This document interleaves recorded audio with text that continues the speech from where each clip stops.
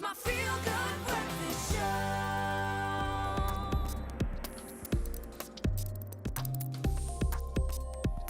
It's a Friday morning. We welcome you back to your Feel Good Breakfast Show. Happy Freedom Day. And of course, it is that part of the week where we talk to our tech expert, Theunis van Rensburg, about the latest news to break the world of science. Happy Freedom Day to you, my brother. Same to you, man. Good to have you. Good to have you. Okay, let's start off by talking about what scientists have now done on the anniversary of the massive attack album called Mezzanine. They've now found a way to code the album in DNA. Please just explain that to me. What was happening? I mean, it's really interesting. Just like computers use 0 and 1s to store information, living things use A, T, G, and C, the codes within your DNA. Okay. So they've taken the album in digital form, translated that into A, T, Gs, and Cs, and now they can store it in actual DNA.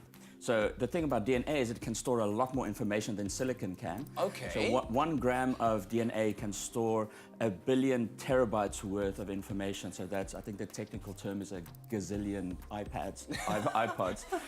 A gazillion. So that's the thing that make this really exciting, is they can store a lot more information in a very small space compared to silicon. My question now is like, so how do you play it again? If it's in DNA, how do you play it? Do we have DNA players? Well, not yet. we'll get there hopefully. But it just has to work backwards as the zeros and ones do in computers today. Right. Fantastic stuff. Okay, mind blowing.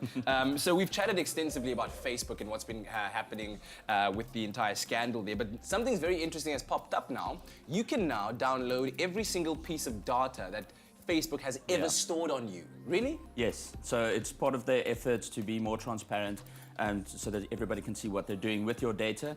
So you can go into your settings and then right there under general account settings, you can download a copy of your Facebook data. So it still looks a little bit obscure down there. Yeah, kind of like, we don't really want you to do it, but it's there. But you can do it now. So you'll find every single mention you've had, every photo, every comment, every like, every whatever of your entire account on Facebook, of your entire lifetime. And it also shows you what they do with your data. Okay, all right, so you might want to download a copy. I know Twitter did the same thing this past weekend.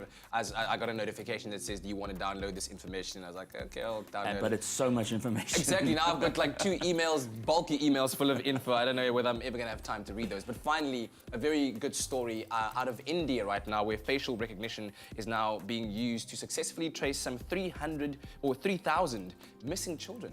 Right. I mean, this is great technology to have. The parliament in India said a couple of weeks ago, let's go ahead with this test, and within 4 days, they found almost 3,000 missing children with this facial recognition technology.